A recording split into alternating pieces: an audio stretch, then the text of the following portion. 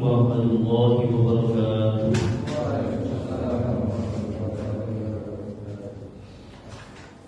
Innal hamdalillah nahmaduhu wa nasta'inuhu wa nastaghfiruh wa na'udzu billahi min shururi anfusina wa min sayyiati a'malina. Man yahdihillahu fala mudilla lahu wa man yudlil fala hadiya lahu. Asyhadu an la ilaha illallah wahdahu la syarika lahu wa asyhadu anna Muhammadan 'abduhu wa rasuluh.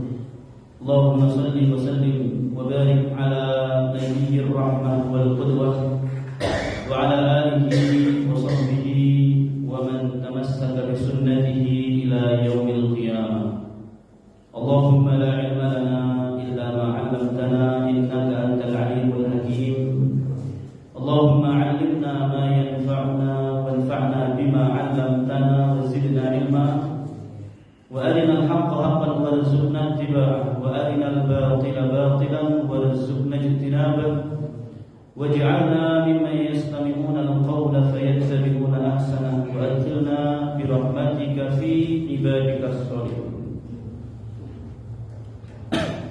Alhamdulillahirabbil alamin, segala puji dan syukur marilah senantiasa kita haturkan kehadiran Allah Subhanahu wa taala atas segala limpahan karunia dan rahmatnya kepada kita semua, sehingga di pagi hari ini kita kembali diberikan kesempatan serta kemudahan untuk melaksanakan ibadah sholat subuh berjamaah.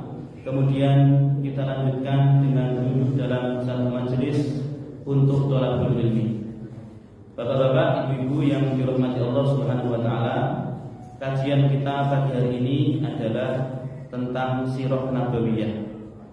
Melanjutkan apa yang sebelumnya sudah disampaikan oleh guru kita Profesor Andi. Biasanya beliau pekan ke-4. Nah, beliau sudah terlalu sibuk ya. Status beliau yang profesor, sehingga nggak ada waktu buat bapak-bapak.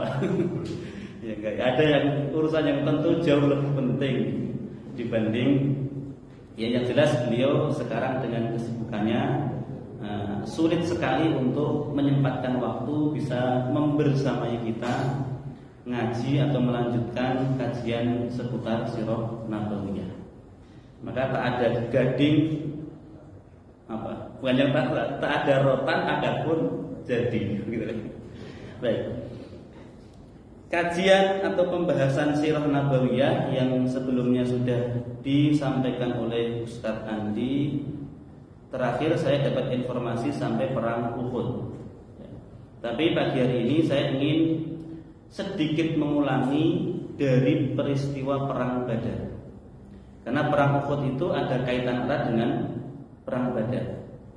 Perang Uhud itu adalah upaya orang-orang kafir Quraisy ya, yang selamat dan yang masih hidup untuk membalas dendam atas kekalahan mereka saat perang Badar.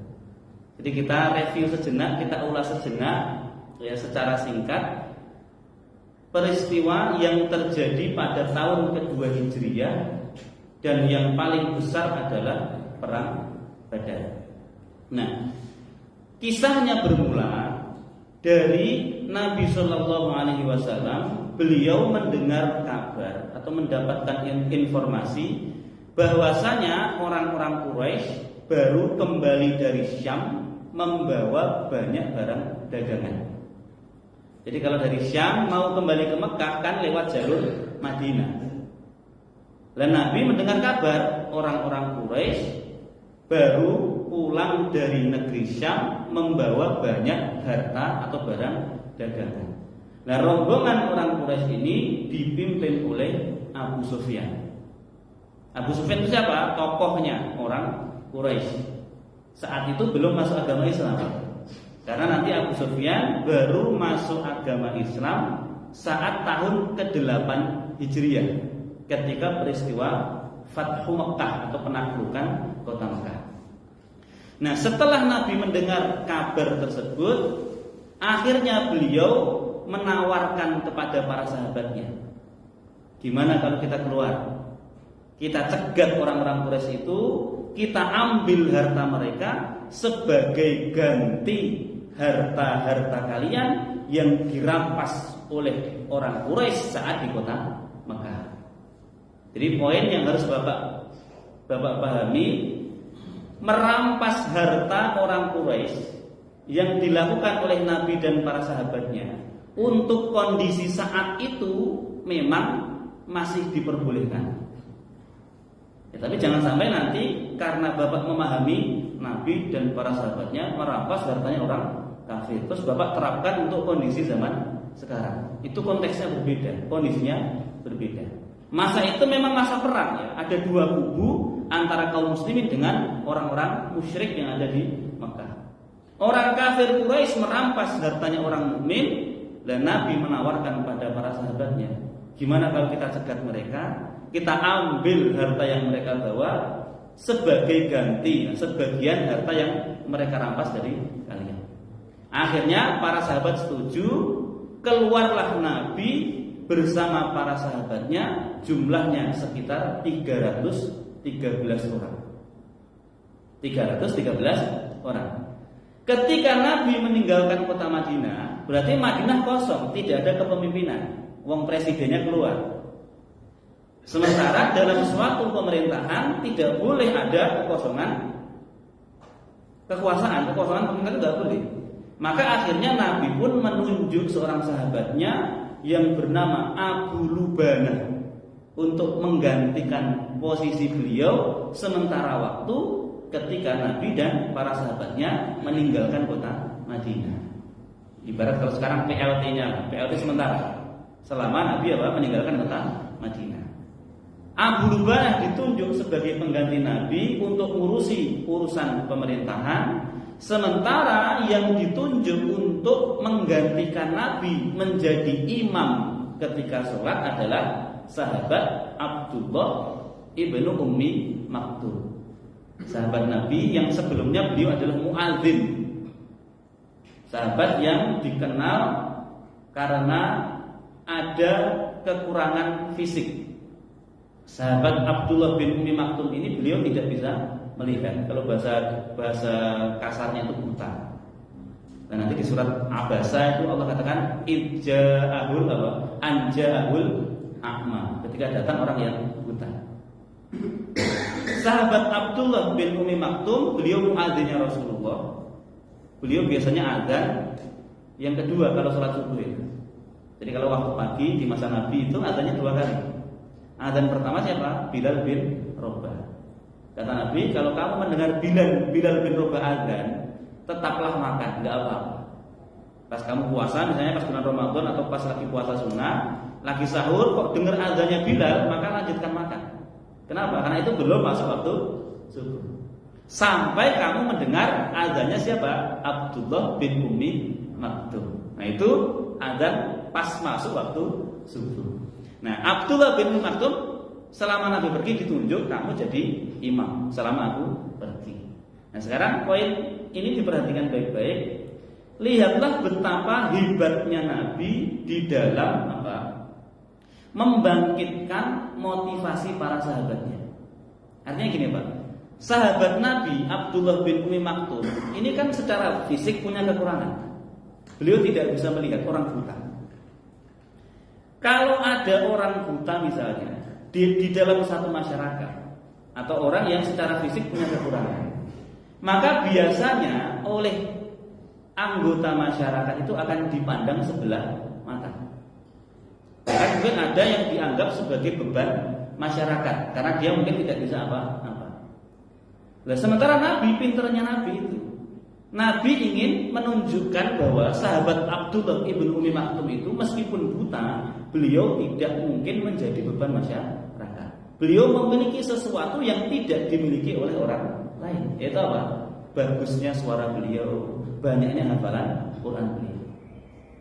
Nah, ini penting bagi para pemimpin, Pak RT, Pak RW misalnya, yang mendapati ada misalnya nih salah satu warganya memiliki keterbatasan secara fisik, yang selama ini mungkin hanya ditolong terus, dibantu terus misalnya ya. Nah, maka tugas kita yang punya wewenang misalnya itu adalah menggali kira-kira potensi dia itu apa.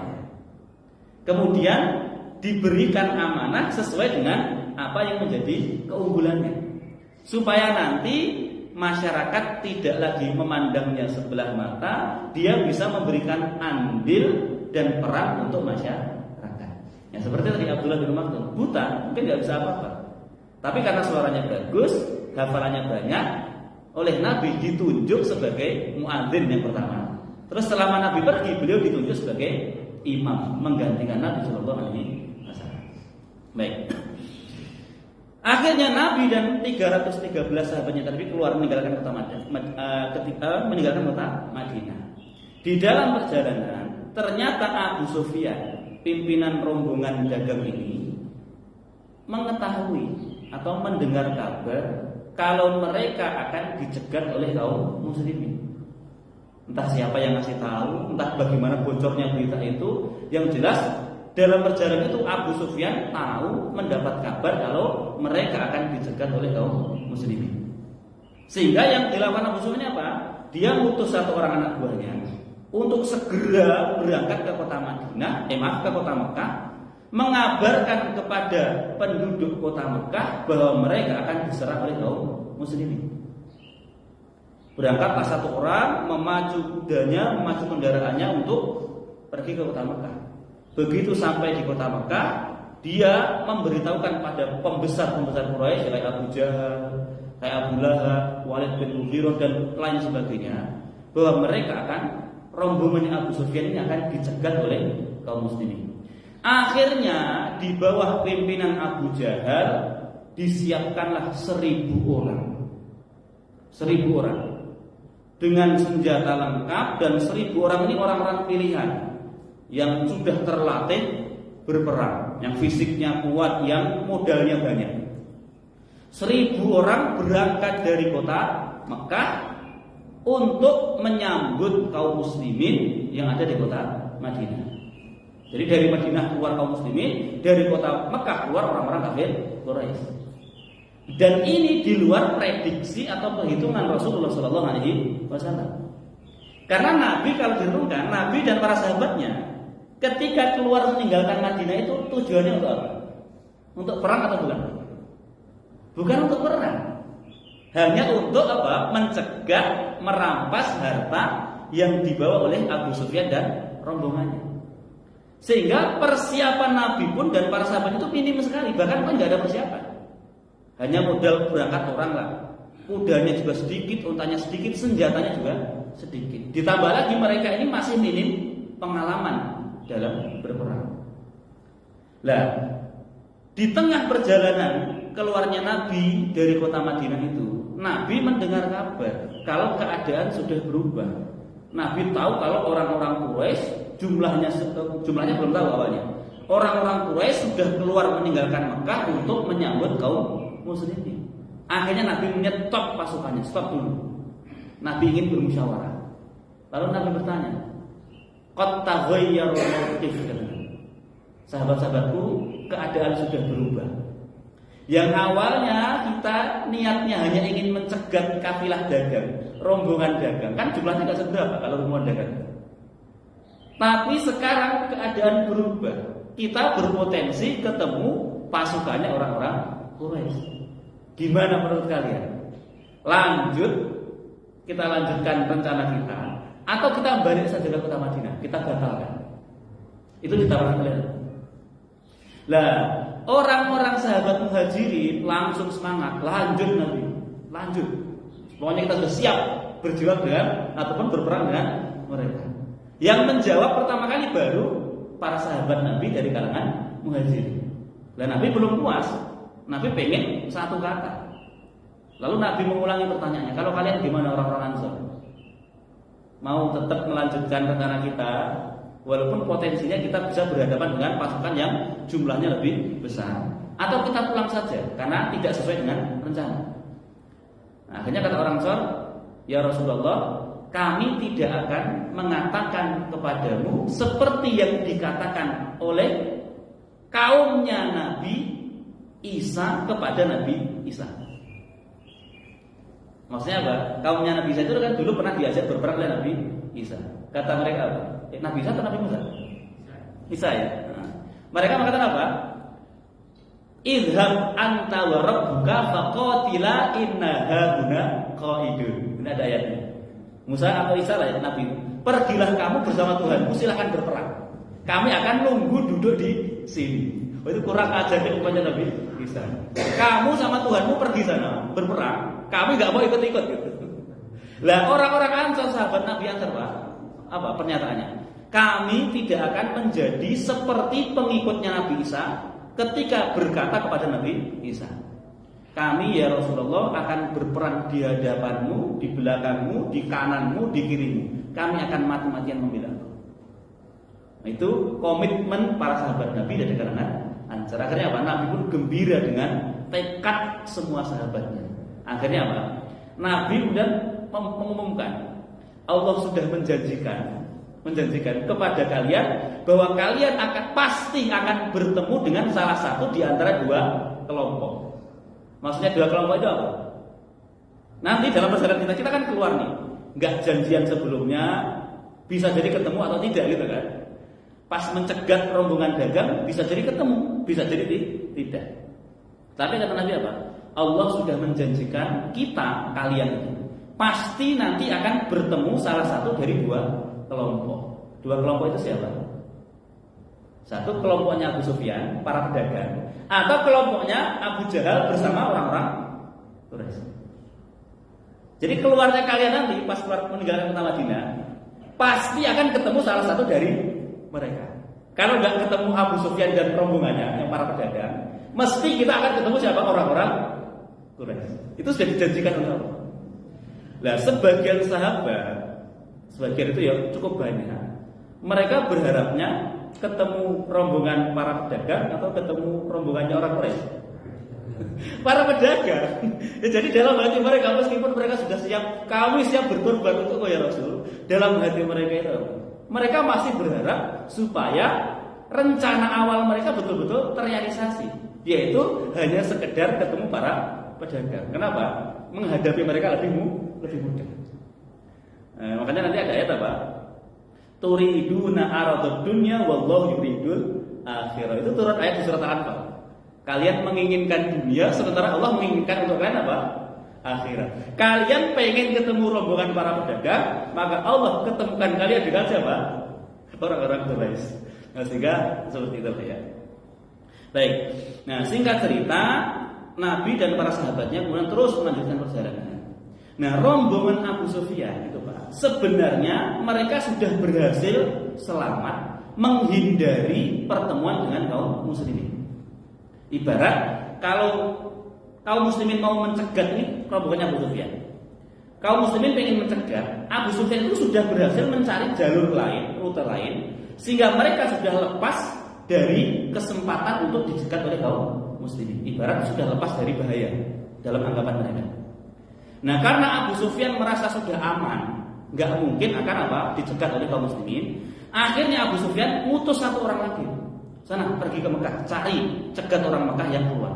Beritahu mereka bahwa kami sudah aman, kita sudah aman. Kalian pulang saja kembali ke Mekah, jangan meneruskan perjalanan. Pulang kembali ke Mekah. Ya, ini tujuannya Abu Sufyan. Jadi Abu Sufyan itu sebenarnya nggak pengen perang karena tujuan dia ngasih tahu orang Mekah itu hanya pengen melindungi harta yang mereka bawa. Dia cinta dunia, tapi nggak pengen perang, nggak sudah perang, cinta dunia. Nah, begitu Abu Sufyan merasa sudah aman, dia nyuruh satu anak buahnya lagi sana kasih tahu orang Mekah bahwa kami sudah selamat dari bahaya yang mengancam harta kami. Suruh mereka kembali ke Mekah. Setelah putusan ini sampai ketemu dengan orang-orang Mekah yang keluar dari negerinya, sebagian itu setuju untuk balik ke Mekah. Tapi di situ ada tokoh namanya Abu Jahal. Abu Jahal ini yang membakar semangat orang-orang Quraisy. Enggak, kita enggak akan kembali ke Mekah sampai kita bermalam di Badar. Kemudian kita nyembelih unta, kita makan-makan, kita mabuk-mabukan, kita senang-senang dengan para pejuang. Kita tunjukkan kehebatan kita. Begitu. Itu siapa? Usulnya Abu Jahal. Akhirnya mereka tetap lanjut sampai di Badar. Rasulullah dan kaum muslimin juga sudah tiba di Badar, tapi di pinggir Badar yang paling luar. Nabi menghentikan para sahabatnya di situ. Ya di situ. Kemudian Nabi memerintahkan para sahabatnya untuk istirahat. Lalu Rasulullah bersama satu orang, beliau keliling memantau situasi. Jadi ini sudah sampai di Badar, meskipun di bagian yang paling luar dari Badar itu. Para sahabat istirahat, kemudian Nabi bersama satu orang sahabatnya keliling memantau dari apa? Informasi. Nah, ketika Nabi keliling ketemu seorang kakek-kakek. Tidak disebutkan siapa namanya. Lalu kakek itu didatangi oleh Nabi Muhammad sama sahabatnya. Kakeknya ditanya, "Kakek, engkau mendengar kabar tidak tentang orang-orang Quraisy yang keluar dari kota Mekah?" Tanya Nabi. Lah kakek itu balik bertanya, "Man anta? Kamu berdua itu siapa?" Aku nggak akan ngasih tahu berita apapun, nggak akan membocorkan informasi apapun sampai aku tahu siapa kalian berdua. Jadi kakek ini nggak kenal kalau yang tanya itu adalah Nabi Muhammad, dan kakek ini nggak punya kepentingan apa-apa. Beliau bukan di pihak Nabi dan bukan di pihak orang Quraisy, hanya orang yang ada di tengah padang pasir yang biasanya informasi apapun dia ketahui. Ya, selipang siwernya itu beliau tahu. Jadi ketika kakek itu ditanya oleh Nabi, "Kek, dengar nggak informasi kalau Muhammad keluar dari kota Madinah, terus orang Quraisy juga keluar dari kota Mekah, yang berpotensi akan ketemu di Badar? Tahu nggak berita itu?" Kata kakek itu, "Aku nggak mau bicara, aku nggak akan ngasih tahu informasi apapun sampai kamu beritahu aku kamu itu siapa." Kok tiba-tiba apa? Tanya. Nah, terus Nabi pinter, Nabi ngomong gini, "Nanti aku kasih tahu siapa kami, tapi sebelum itu kasih tahu dulu berita mengenai Muhammad dan orang Quraisy kepada kami." Nah, itu pinternya Nabi. Jadi pertanyaan si kakek dibalik oleh Nabi, "Yuk kasih tahu kami dulu, baru nanti kami kasih tahu siapa kan kami." Akhirnya kakek itu cerita, "Telah sampai kepadaku satu informasi, informasi dari yang terpercaya, bahwa Muhammad dan teman-temannya keluar dari kota Madinah pada tanggal sekian hari ini jam sekian. Kalau perhitunganku tepat, harusnya mereka berada di titik ini." Nah, ketika kakek itu menyebut titik ini, itu persis tepat titik di mana para sahabat Nabi lagi apa? Istirahat. Jadi perhitungan kakek ini akurat sekali. Dia tahu kan, memprediksikan kalau satu hari perjalanan itu dapat sekian kilo misalnya. Lah kakek ini memprediksi. Telah sampai kabar kepadaku bahwa Muhammad dan teman-temannya keluar pada hari ini misalnya, pada tanggal sekian jam sekian. Nah, kalau hari ini seandainya perhitunganku tidak meleset tepat, harusnya mereka ada di titik ini. Nah, ketika kakek itu ngomong titik ini itu persis di mana para sahabat lagi pada istirahat. Dari situ Nabi tahu kalau perhitungan kakek itu apa? Akurat. Nah, kemudian kakeknya melanjutkan cerita, "Dan juga telah sampai kepadaku informasi kalau orang-orang Quraisy yang dipimpin Abu Jahal juga keluar meninggalkan kota Mekah pada jam sekian, tanggal sekian, hari sekian. Kalau perhitunganku tidak salah, perhitunganku tepat, nggak meleset, harusnya mereka ada di titik ini." Lah ketika Nabi mendengar kabar dari si kakek, harusnya orang Quraisy di titik ini, dari situ Nabi sudah mendapat gambaran di mana posisi musuhnya. Pinternya Nabi pintar sekali kan? Nabi ngerti kalau kakek itu perhitungannya akurat. Kenapa? Ketika kakek itu mengatakan kalau perhitunganku tidak salah, Muhammad dan teman-temannya harusnya ada tiba di daerah ini. Dan itu adalah daerah di mana para sahabat Nabi lagi istirahat. Nah, ketika kakek itu menceritakan informasi orang Quraisy, kalau perhitunganku tidak salah, harusnya mereka tiba di daerah ini. Nah, dari situ Nabi paling tidak itu punya gambaran sedikit yakin posisi musuhnya ada di sebelah mana. Sudah ngerti posisi musuhnya. Oke. Nah, sekarang setelah kakeknya cerita, oke, aku kan sudah cerita. Sekarang gantian kalian. Man antum? Mimman antum adik? Dari mana kalian berdua? Kakek itu tanya, "Mimman antum, dari mana kalian berdua?" Terus Nabi menjawab apa? "Nahnu mimma, kami berasal dari air." Terus Nabi pergi ngeloyor begitu saja. Kami berasal dari apa? Air. Jawaban Nabi ini bohong atau jujur? Benar kan? Kita semua kan dari air kan? Bapak tercipta dari apa? Air mani. Nah itu pinternya Nabi Pak ya. Beliau tentu nggak mau, beliau tidak akan mengatakan aku ini Muhammad, ini temanku. Kan nggak mungkin begitu. Wong situasi lagi apa? Perang. Butuh strategi, butuh tipu daya. Tetapi tetap tidak boleh, dan tetapi Nabi tetap tidak mau berbohong. Maka ketika ditanya mimman antuma, kamu berdua itu dari mana? Nabi menjawab, nahnu min ma, kami berasal dari air, maksudnya air mani. Terus Nabi pergi begitu saja, kakek itu melongo. Gitu kan. Nah, itu namanya mantik. Mantik itu apa? Seni mengolah kata supaya lawan bicara kita itu tidak paham, tetapi kita tidak berbohong.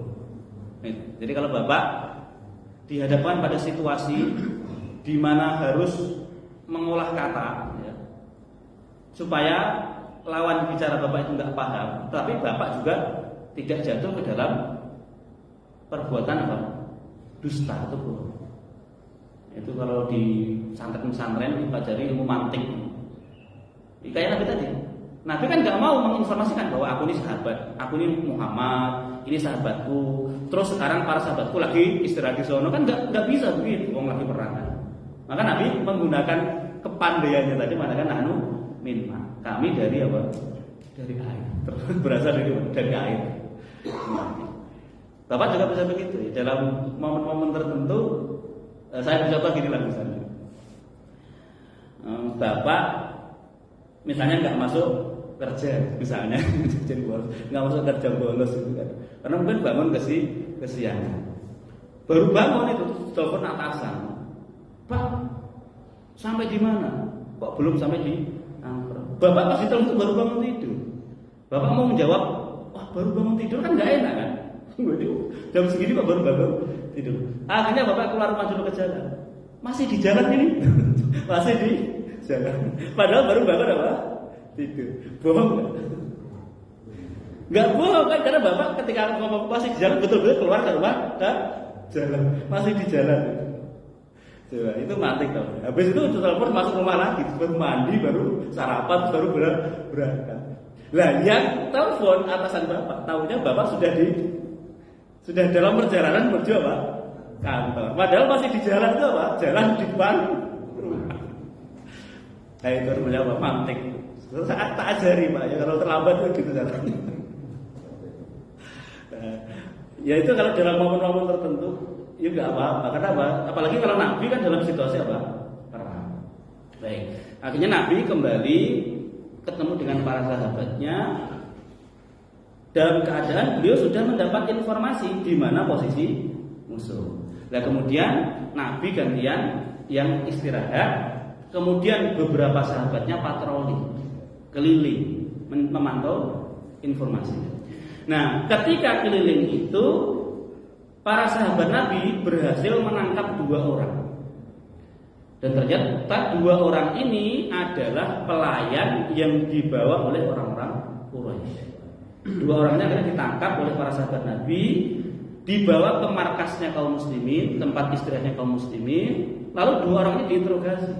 Yang interogasi awalnya adalah para sahabat. Kamu siapa? Kamu berdua siapa? Mereka berkata jujur, kami berdua adalah pelayannya orang Quraisy.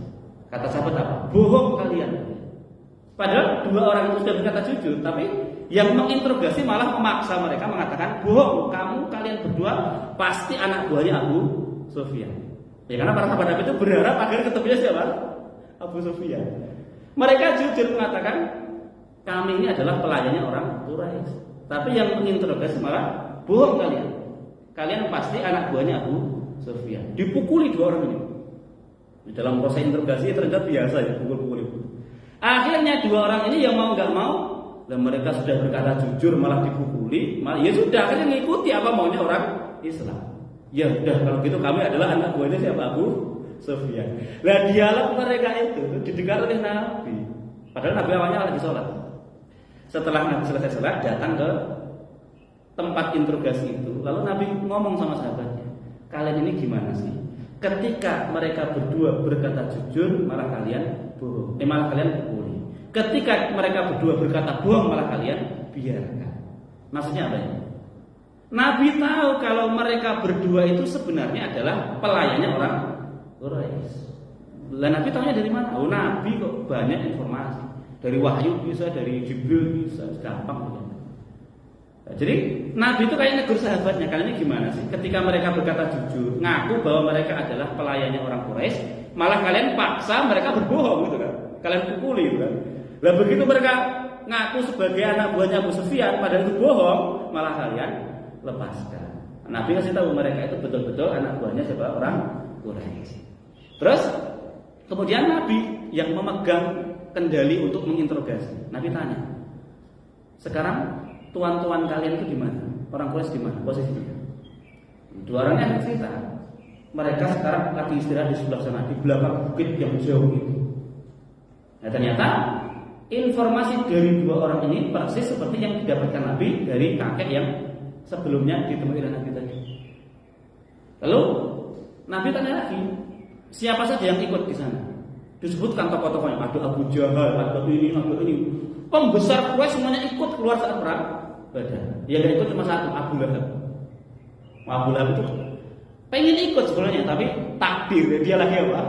Sakit. Akhirnya dia nggak mati di Badar. Matinya 7 hari setelah perang Badar. Bukan karena perang, bukan karena terbunuh, enggak, tapi karena penyakit Abu Lahab. Tapi tokoh-tokoh yang lain, Walid bin Mughirah, Abu Jahal, tokoh-tokoh yang bos-bosnya mereka semuanya apa? Semua perang. Bahkan Nabi itu mengatakan gini kepada sahabatnya, Badar atau gini, Mekah itu sudah memberikan jantung hatinya kepada kalian. Maksudnya apa? Jadi seluruh inti stakeholdernya kota Mekah itu semuanya sudah apa? Sudah keluar. Artinya kalau kalian bisa mengalahkan mereka, bisa menang saat perang Badar ini, akan menjadi pukulan yang sangat telak bagi orang-orang Mekah. Ya. Akhirnya Nabi tanya, siapa aja yang ikut? Disebutkan ini. Terus lalu Nabi tanya lagi, berapa jumlah mereka? Berapa jumlah mereka? Dua orang itu menjawab, kasir. Jumlah mereka banyak. Nabi nggak puas, banyak itu berapa? Banyak itu kan ada angkanya, bisa disebut angkanya. Kata dua pelayan itu, kami tidak tahu. Jadi mereka ini tidak terlalu pintar. Kami hanya pelayan, menyiapkan makanan, menyiapkan minuman. Kami nggak pernah ngitung berapa jumlah pasukannya. Nah, ketika mereka mengatakan jumlahnya banyak, Nabi kan memaksa tanya lagi, banyak itu berapa? Mereka jawab kami tidak tahu. Nah, kemudian setelah itu kelihatan banget betapa cerdasnya Nabi. Nabi kemudian mengajukan satu pertanyaan yang dengan satu pertanyaan itu Nabi bisa mengukur berapa jumlah pasukan musuhnya. Kira-kira pertanyaannya apa? Berapa banyak ekor? Nah, itu. Berapa banyak unta yang setiap hari kalian sembelih? Mereka kan pelayan kan, bukan nyiapkan makanan. Jadi mesti tahu betul berapa ekor unta yang kamu berdua sembelih setiap hari untuk menjamu itu bos-bos kalian. Nah, mereka menjawab setiap hari itu kadang 9, kadang 10. Jadi ada hari dimana ya kadang cuma 9, kadang apa? 10. Terus Nabi mengatakan apa? Berarti jumlah mereka antara 900 sampai 1000. Nah, itu pintarnya Nabi. Mengajukan satu pertanyaan yang secara tidak langsung itu Nabi bisa mendapatkan informasi mengenai jumlah pasukan musuhnya. Jadi satu ekor unta itu dalam asumsi Nabi cukup untuk dimakan 100 orang. Berarti kalau nyembelih 9 ekor atau 10 ekor, maka jumlah musuh kisaran antara 900 sampai 1000 orang. Jadi sekarang Nabi sudah dapat dua informasi penting. Jumlah musuhnya sudah diketahui, kemudian posisi musuhnya sudah diketahui. Nah, itu pinternya Nabi. Nah, padahal para sahabat jumlahnya cuma 300 apa? 13, sudah sepertiga sendiri, sudah kalah jauh secara jumlah. Nah, nanti di situ Allah menunjukkan kuasanya. Wa kam min fi'atin qalilatin ghalabat fi'atan katsiratan biidznillah. Berapa banyak jumlah yang sedikit, kelompok yang sedikit bisa mengalahkan kelompok yang banyak atas izin dari Allah Subhanahu wa taala. Oke. Nah, akhirnya Nabi awalnya kan membuat pos di Badar dan itu pun di pinggir yang paling luar. Kemudian ada seorang sahabat tanya pada Nabi. Nama sahabatnya siapa? Siapa ya? Bentar.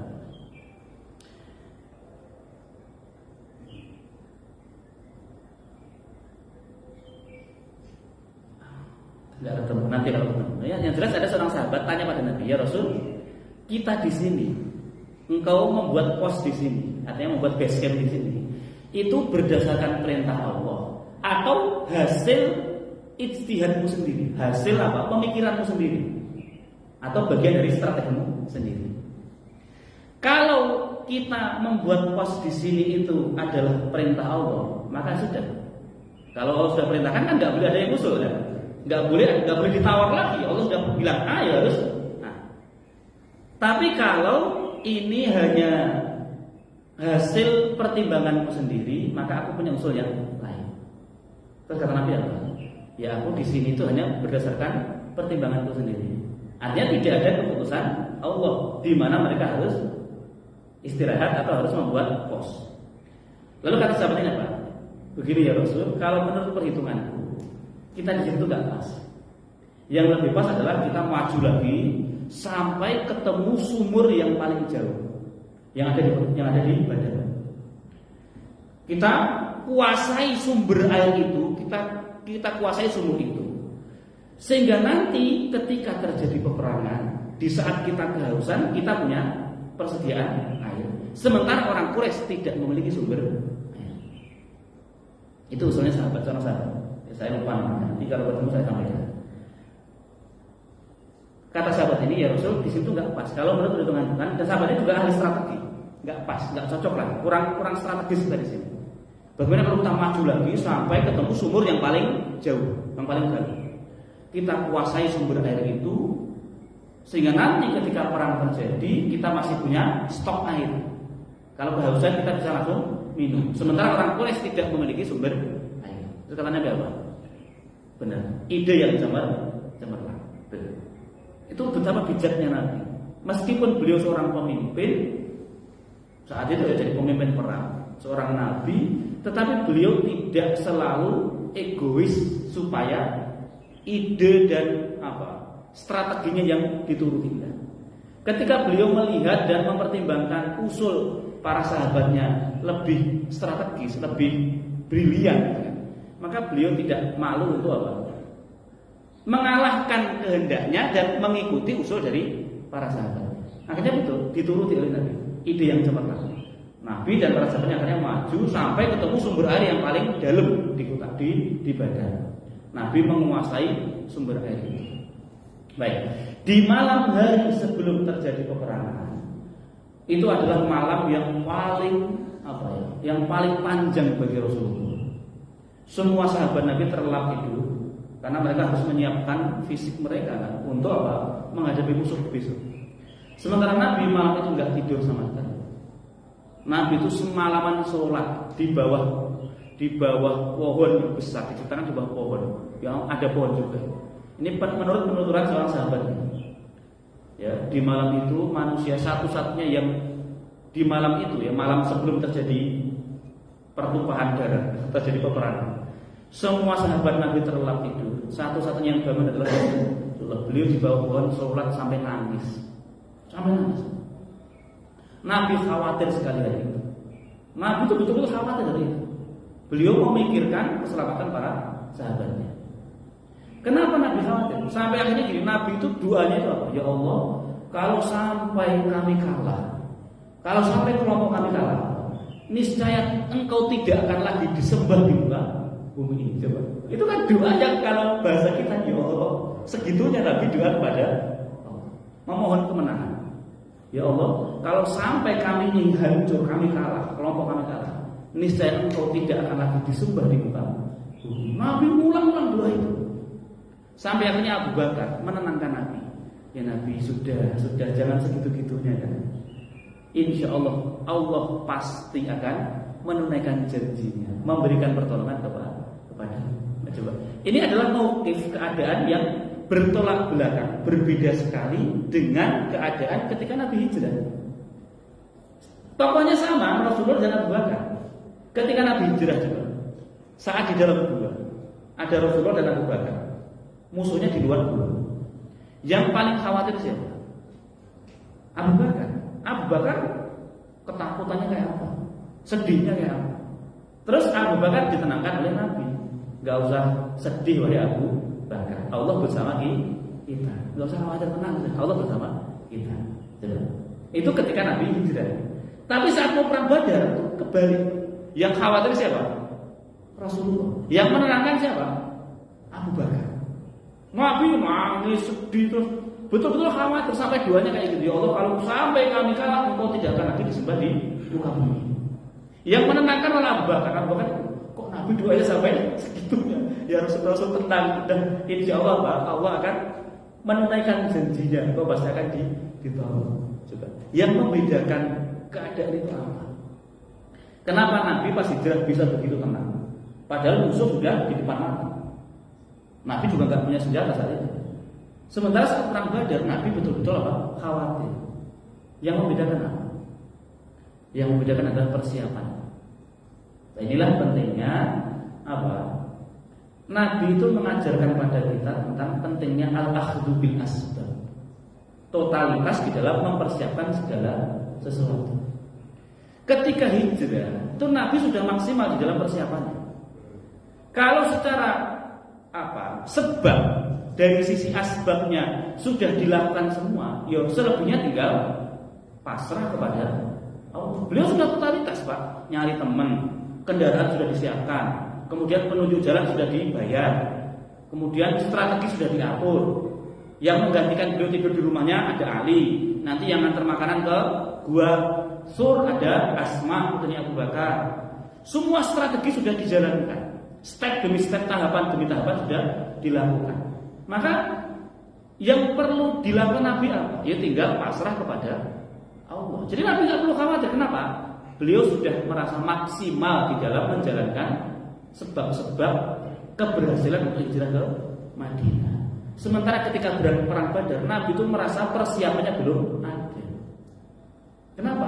Ya karena Nabi dan kaum muslimin ketika keluar Madinah, niatnya awalnya bukan untuk berperang, maka senjatanya pun juga ala kadarnya kan. Satu. Kemudian secara jumlah kaum muslimin dengan orang kafir kalah jauh. Secara persenjataan kalah jauh. Secara pengalaman perang juga kalah jauh. Maka pantas kalau Nabi apa? Khawatir. Sebenarnya di situ ada pelajaran bagi kita. Kita itu diharuskan untuk maksimal di dalam melakukan apa? Sebab. Maksudnya gini, kalau bapak sakit, itu harus totalitas di dalam berubah maksimal. Ini cari dokter sana nggak cocok, pindah ke dokter sana. Rumah sakit sini nggak bisa, pindah rumah sakit. Maksimal. Kalau bapak sudah maksimal di dalam berikhtiar, habis itu nggak usah apa? Khawatir, nggak usah gelisah. Itu poinnya. Nabi ketika hijrah begitu. Beliau ikhtiarnya sudah maksimal, maka mau musuh di depan mata beliau juga santai saja. Wong ikhtiarnya sudah maksimal. Tapi ketika ikhtiar belum maksimal, itu perlu khawatir. Ya. Bukan kok kita nggak tawakal kepada Allah, enggak. Karena konsep tawakal itu adalah kata Nabi apa? Ikat untamu kemudian tawakal. Jadi kan ada sahabat naik unta, pas mau turun meninggalkan untanya, dia tanya Nabi, ini untaku ikat atau aku tawakal saja? Ya kan kalau orang tawakal kan pasar kan? Ya katakan ikat untamu baru kamu apa? Tawakal. Itu yang benar gitu. Artinya kalau kamu sudah ikat untamu terus ternyata untamu hilang ya sudah. Kamu nggak perlu sedih. Coba gini Bapak, kalau Bapak misalnya ini bawa motor.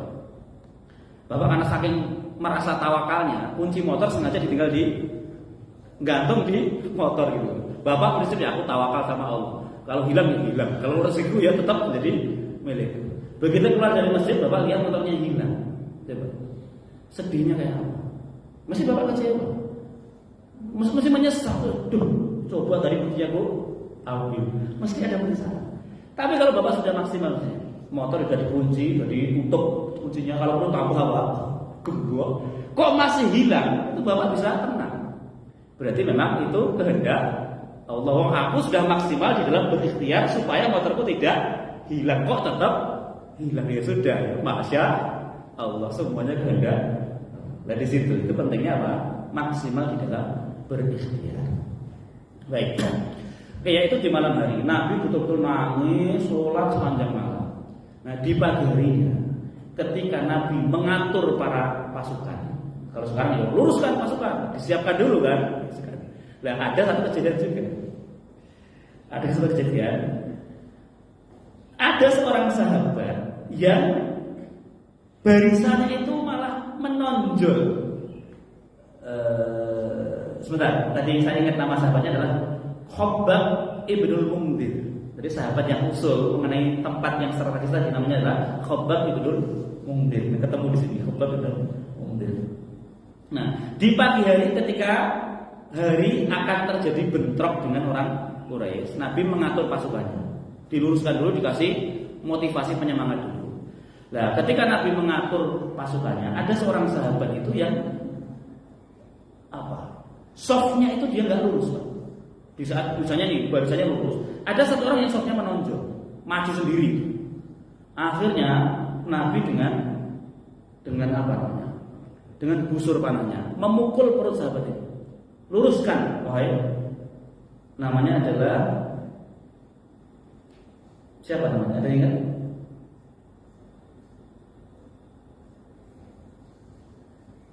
Sawat bin Ghaziyah. Namanya Sawat bin Ghaziyah. Jadi ada satu orang Sawat bin Ghaziyah itu softnya tidak lurus. Akhirnya Nabi dengan busur panahnya memukul perutnya Sawat. Istawi ya Sawat. Luruskan, oke? Sawat. Maksudnya dipukul perutnya kan, Sawat mundur kan. Lalu Sawat itu komplain, ya Rasulullah, engkau telah menyakiti aku. Padahal engkau buista bil haqqi wal adli. Engkau itu diutus dengan membawa kebenaran dan keadilan. Itu busurmu itu sudah menyakiti perutku kan. Karena beliau dipukul kan apa? Walaupun dia yakin enggak mungkin keras Nabi mukulnya kan. Hanya pengen meluruskan kan. Ayo mundur, lurusin. Gitu. Tapi sahabat ini protes sama Nabi, engkau telah menyakiti aku. Aku enggak terima. Aku pengen apa? Kisos. Engkau sudah menyakiti aku, terus aku nggak terima, maka aku pengen membalas. Akhirnya apa? Nabi perintah silakan pukul. Terus sahabat ini ngomong, ya Rasul, yang kau pukul itu adalah perutku dalam keadaan apa? Terbuka. Jadi dadanya kan terbuka. Jadi yang kena itu kulitnya langsung. Maka aku juga pengen apa? Memukul tubuhmu dalam keadaan apa? Terbuka. Nabi langsung lepas bajunya. Begitu perut Nabi kelihatan, dada Nabi kelihatan, lakukan khasam, silahkan pulang. Seketika Sawat langsung mendekat pada Nabi, merangkul Nabi dan mencium perut Nabi. Coba seperti itu kan. Jadi ini licik ya, bukan licik ya, cerdiknya siapa? Sahabat Sawat bin Ghaziyah. Ketika beliau pengen kisos itu yakin nggak mungkin ada niat dari beliau pengen kisos pada Nabi. Ternyata itu hanya salah satu strateginya Sawat bin Ghaziyah supaya bisa merangkul Nabi dan mencium perut Nabi. Akhirnya apa? Kata Nabi, kenapa kamu lakukan itu, wahai Sawat? Kata Sawat, ya Rasul, aku ingin kalau seandainya ini adalah pertemuan terakhir kita. Terus gini, nanti kan habis itu kita perang. Bisa jadi aku mati atau kau yang meninggal. Kalau ini adalah pertemuan terakhir kita, aku ingin pertemuan kita yang terakhir ini ada kesannya. Aku ingin punya kenangan bahwa di pertemuan terakhirku dengan Rasulullah, kulitku bersentuhan dengan kulitku. Itu betapa sahabat itu apa? Mengharapkan keberkahan dari Nabi Sallallahu Alaihi Wasallam. Akhirnya apa? Nabi secara khusus mendoakan Sawat bin Ghaziyah. Coba orang yang sudah mencium perutnya Nabi, kulitnya bersentuhan dengan kulit Nabi, neraka apa agak akan berani nyentuh kulit itu? Insya Allah seperti itu. Itu sahabat namanya Sawat bin Ghaziyah. Itu orang yang cara pandangnya itu out of the box ya. Sahabat yang lain itu nggak pikiran kayak Sawat itu, Pak. Suruh baris saja. Ada satu yang ngeyel tapi punya apa? Kecerdikan itu. Pengen apa? Punya kesan dengan Rasulullah Sallallahu Alaihi Wasallam. Makanya apa? Dirangkul itu Nabi, dicium perutnya. Kemudian Nabi tanya, kenapa kamu lakukan itu, wahai Sawat? Jawabnya tadi, aku ingin agar kalau ini adalah pertemuan terakhir kita, aku ingin pertemuan terakhir yang berkesan bahwa kulit itu bersentuhan dengan kulit beliau Rasul. Akhirnya pesawat pun didoakan secara khusus oleh Rasulullah SAW. Kemudian terjadilah peperangan. Singkat cerita, kaum muslimin dimenangkan oleh Allah Subhanahu Wa Taala. Orang kafir babak belur. Ya, sudah putar kafir, 70 orang kafir mati. Lalu 70 orang berhasil ditawan, ditangkap. Yang mati itu siapa? Salah satunya adalah bosnya mereka siapa? Abu Jahal. Abu Jahal nanti matinya di tangan siapa? Di tangan dua anak kecil, usia 13 sama 14 tahun. Ini putranya seorang sahabat namanya Afro. Afro itu seorang sahabat. Punya dua anak, kakak beradik, 13 sama 14 tahun. Kelas 1 sama kelas 2 SMP. Ikut berperang. Ini yang berhasil menumbangkan Abu Jahal. Bukan membunuh, tapi menumbangkan. Ya nanti yang membunuh adalah sahabat senior Abdullah bin Mas'ud. Jadi diceritakan ada seorang sahabat senior diapit oleh dua pemuda ini. Sahabat senior ini merasa insecure. Wah, ini kok lebih semangat dibanding aku berperang ya. Dua pemuda ini tanya, "Paman, di mana Abu Jahal?" Yang mana toh yang namanya Abu Jahal itu yang mana kan?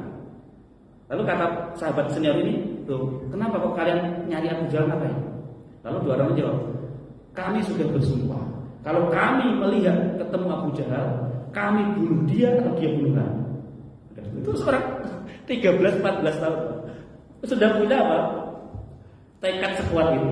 Pokoknya kami sudah punya tekad, kalau kami ketemu Abu Jahal, kami akan menghadapi dia sampai kami bisa bunuh dia atau dia yang membunuh. Nah, akhirnya oleh sahabat senior itu juga itu, ya Abu Jahal itu yang besar, tinggi itu dia. Wah, akhirnya langsung melesat dua orang ini seperti elang. Diceritakan tadi kedua orang ini melesat seperti apa? Elang. Langsung menyerang Abu Jahal. Akhirnya dua pemuda ini berhasil merobohkan, menumbangkan Abu Jahal sampai dia tidak bisa apa, jatuh sampai tidak bisa apa.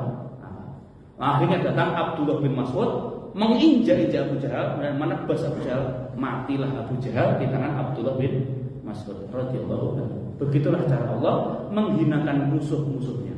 Orang yang sombong dengan kekuatan, dengan hartanya, justru mati di tangan anak kecil dan orang miskin. Abu Jahal kan sombong, hartanya banyak, dia sombong. Tubuhnya kekar, fisiknya kuat, dia sombong. Matinya di tangan anak kecil, 13 tahun, 14 tahun kan anak kecil. Yang lain aja usianya 40-50 tahun. Nabi 50 tahun, maksudnya 55 tahun. Ya. Matinya Abu Jahal di tangan dua anak kecil plus satu orang sahabat yang miskin. Miskinnya pun badannya kurus, kerempeng. Abdullah bin Mas'ud radhiyallahu anhu. Baik, sampai di sini dulu untuk kajian sirah pagi hari ini. Nanti masih dilanjutkan ya, tentang perang Badar, terutama tentang bagaimana cara Nabi menyelesaikan para tawanan. Ya, karena saat itu 70 orang itu adalah tawanan pertama dalam Islam. Padahal saat itu belum ada aturan dari Allah mengenai tawanan. Nanti apa yang dilakukan oleh Nabi, terus siapa saja yang ditawan. Setelah itu apa yang terjadi sampai nanti terjadi perang Uhud. Insyaallah disambung di pertemuan berikutnya. Wallahu a'lam bishawab. Sampai di sini barangkali sebelum ditutup. Jika ada pertanyaan, silakan.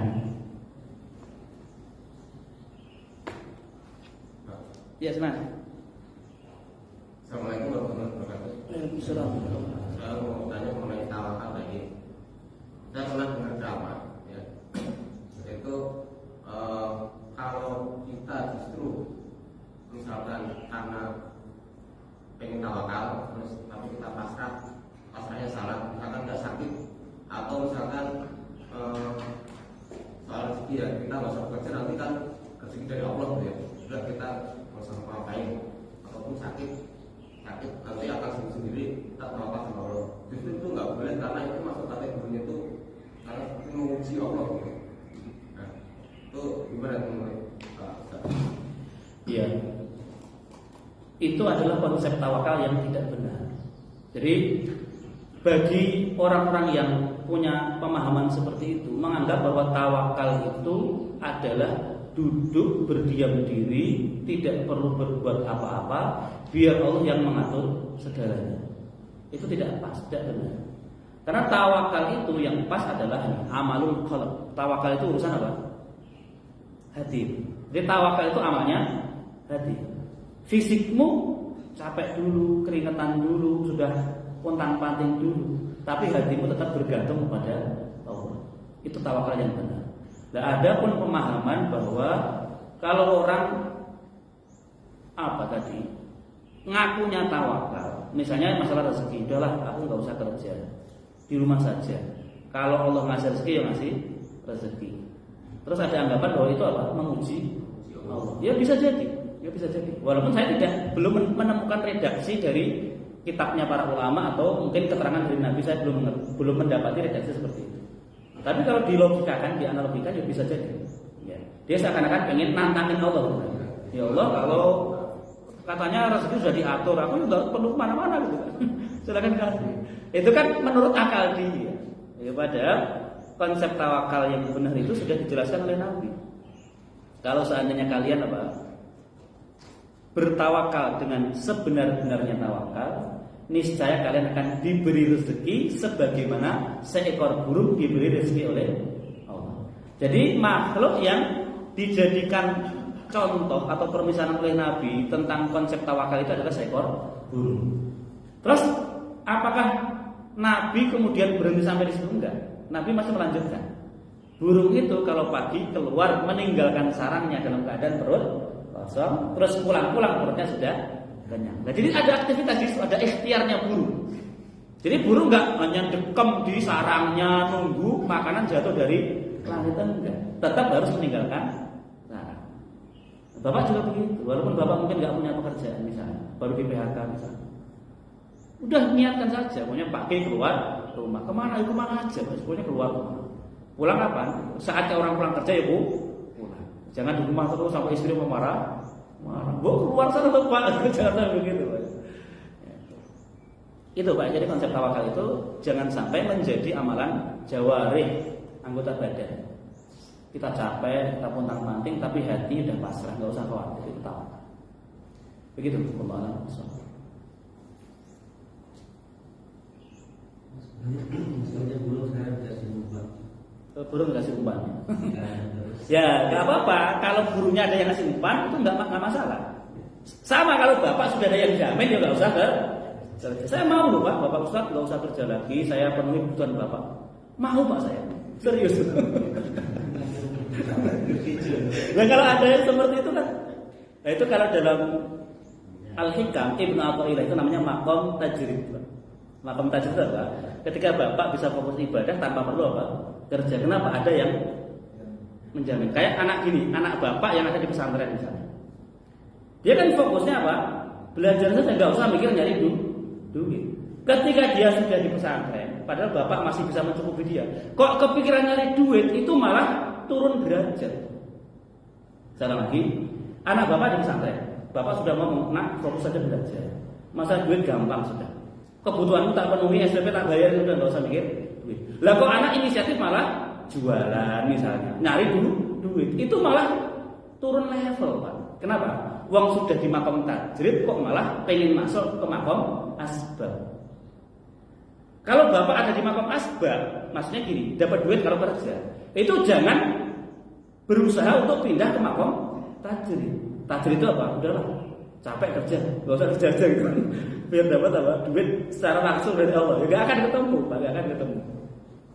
Ya gitu. Jadi beda ya kalau burung sudah dipelihara oleh seseorang, terus rezekinya dijamin oleh orang itu, ya gak apa-apa. Nah sekarang bapak ukur saja, bapak itu burung yang masih di alam bebas atau yang dikurung. Nah kan bapak bisa tahu sendiri kan. Saya rela pak jadi burung yang dikurung pak. Asal dijamin pak ya, asal dijamin. Kalau itu penjara itu dikurung juga masih. Di penjara itu imam tajrid pak. Mereka nggak perlu kerja, dikasih makan, kasih. Makanya kalau berdoa pada Allah harus hati-hati. Ya Allah, aku pengen hidupku tanpa kerja terus apa? Terus makanan datang sendiri dijamin. Tahu-tahu dia difitnah, ditangkap polisi, masuk apa? Akhirnya kan terkabul doanya gitu kan. Efek doa yang gak lengkap. Tapi kan bukan seperti itu. Bukan berarti sudah di penjara terus, ayo sekarang kamu saatnya bebas. Enggak, mau di sini saja. Ya enggak gitu ya. Semuanya kita punya makom sendiri-sendiri. Yang kerja ya kerja. Ada orang yang ada pak, mungkin para penuntut ilmu yang fokusnya belajar, tapi kebutuhannya dijamin oleh ya orang tuanya misalnya, atau dijamin oleh. Kalau zaman dulu ada ulama itu ngajar, kebutuhannya dijamin oleh negara. Ya sudah fokus aja ngajar. makom tajrid, nggak perlu pikir nyari kerja. Kenapa? Kebutuhannya sudah terpenuhi. Situ. Ustaz, Ya. mau tanya dari cerita tadi apa yang kita ambil pengalaman di masa sekarang ini, kita sebagai hamba biasa seperti ini, apa yang harus kita laksanakan? Terima kasih. Kisah perang Badar tadi. Ya. Jadi setiap tahapan ataupun step demi step peristiwa sejarah Nabi ya, bukan hanya khusus pada perang Badar, itu tentu ada hikmah dan pelajaran yang bisa dipetik. Ya tadi misalnya masalah persiapan, masalah memaksimalkan ikhtiar, kemudian apa? Strategi ketika berperang, terus bolehnya kita berbohong ketika dalam situasi perang. Itu semuanya bisa diambil pelajarannya. Jadi kalau kita misalnya ngaji sirah, belajar sirah itu kan hanya cerita saja kan. Nah kita harus pintar-pintar menangkap hikmah-hikmah, pelajaran-pelajaran dari sirah tersebut. Jangan hanya berhenti pada cerita saja. Oh Nabi begini, poinnya apa? Kita nggak dapat. Jangan sampai begitu. Ya.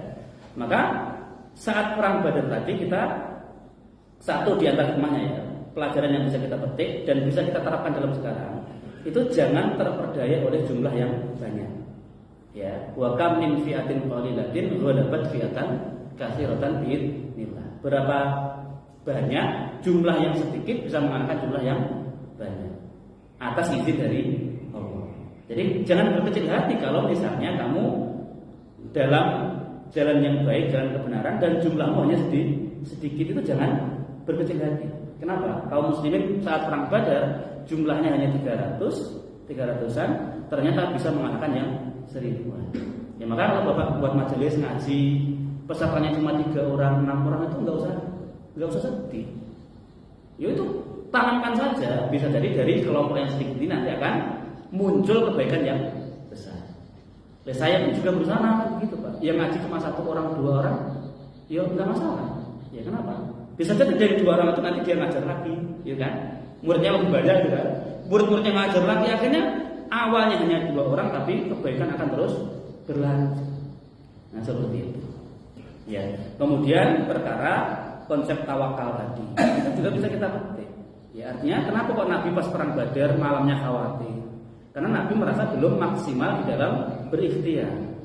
Dan itu di luar rencana awal Nabi. Karena rencana awalnya hanya ingin apa? Mencegah rombongan dagang. Nah, kemudian yang berikutnya, ya hikmah-hikmah yang lain bisa kita gali ya, bisa kita gali. Demikian Pak. Tapi yang jelas jangan diambil poin bahwa boleh merampas harta orang kafir, jangan itu. Ya, kalau itu yang diambil malah bahaya. Ya. Tetanggaku kafir, kita jarah harta, jangan. Terus begitu ditanya kenapa itu Pak? Ada sejarah nabinya. Ya, jangan gitu. Ini mesti salah. Pas ngaji mesti ngantuk ya. Ustaznya sudah ngomong nggak bisa itu diterapkan. Karena kenapa? Karena ada hal-hal yang terikat oleh situasi tertentu. Ada aturan-aturan tertentu. Ketika situasi itu berubah, maka hukumnya juga berubah. Nah, sekarang nggak bisa. Oh, gara-gara dia kafir, udah halal hartanya kita jarah, kita nggak bisa gitu. Ya. Jangan itu yang diambil, ya, jangan itu ya. Tapi poin pelajarannya apa? Dan semuanya itu kehendak Allah misalnya. Kalau kamu sedikit jumlahnya ditolong oleh Allah, ya itu gampang bagi Allah. Gitu. Itu barangkali. Cukup? Baik, kita tutup dengan doa kafaratul majelis. Subhanallah wa bihamdika, asyhadu an la ilaha illa anta, astaghfiruka wa atubu ilaik. Assalamualaikum warahmatullahi wabarakatuh.